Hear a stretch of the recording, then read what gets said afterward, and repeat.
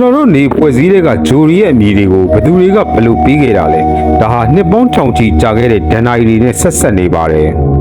နေနဲ့အနီးဆုံးဗိုလ်တပူးကျုံမာဂျူရီဟာနေကိုအမြန်ဆုံးပတ်နေတာပါဒါကြောင့်သူ့ကိုရောမတို့ရဲ့အလင်းမြန်ဆုံးတန်တမန်နတ်ဖျားမာဂျူရီကိုဆွဲပြုတ်ပြီးမှဲ့ခဲ့တာပါ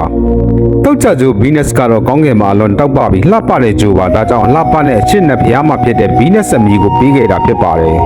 ကျွန်တော်တို့ကဘာကတော့နတ်ဖျားမီမဟုတ်တဲ့တကူတည်းသောဂျိုပါအင်္ဂလိပ်နဲ့ဂျာမန်ရှေးအောင်စကားလုံးမြေကြီး ground ဆိုတဲ့အဓိပ္ပာယ်ကနေဆင်းသက်လာတာပါ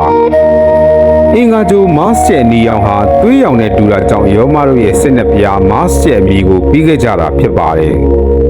တတရာပရိဂျိုဂျူပီတာကတော့အကြီးမားဆုံးဂျိုကြီးပါဒါကြောင့်သူ့ကိုနတ်ဖျားပေါင်းလို့ရဲ့ဘီရင်ဂျူပီတာဂရိစ်လို့ဇုစ်ရဲ့အမည်ကိုပြီးခဲ့တာပါတနေ့ဂျိုစီတန်ကတော့ကောင်းကင်မှာအနှွေးကွေးဆုံးရွေလျားတဲ့ဂျိုလို့အရင်ကယူဆခဲ့ကြပါတယ်ဒါကြောင့်အချိန်နဲ့စိုက်ပျိုးရေးနတ်ဖျားစီတန်ရဲ့အမည်ကိုပြီးခဲ့တာပါယူရေနက်စ်ကိုတော့တယ်လီစကုပ်နဲ့မှချပွေတွေ့ရှိခဲ့တာပါသူ့ကိုတော့ဂရိလို့ရဲ့ကောင်းကင်နတ်ဖျားယူရေနက်စ်အမည်ကိုပြီးခဲ့တာဖြစ်ပါတယ်နက်ပကျွန်းကတော့အပြာရောင်တောက်နေတဲ့ဂျိုကြီးပါဒါကြောင့်ပင်လယ်နက်ဖျားနက်ပကျွန်းဂရိလိုပိုစိုင်တွန်ရဲ့အမည်ကိုပြီးခဲ့တာဖြစ်ပါတယ်ဂျိုသိမ်ဖြစ်သွားတဲ့ပလူတိုကတော့အလွန်ဝေးကွာပြီးမှောင်မိုက်တဲ့နေရာမှာရှိတာကြောင့်ငရဲပြည်ရဲ့ချင်းသခင်ပလူတိုအမည်ကိုရခဲ့တာပါဒီအမည်တွေကို1919ခုနှစ်မှာတည်ထောင်ခဲ့တဲ့အပြည်ပြည်ဆိုင်ရာနက္ခတ္တဗေဒသမဂ္ဂ IAU ကနေကမ္ဘာသုံးဖြစ်တရားဝင်သတ်မှတ်ပေးခဲ့တာဖြစ်ပါတယ်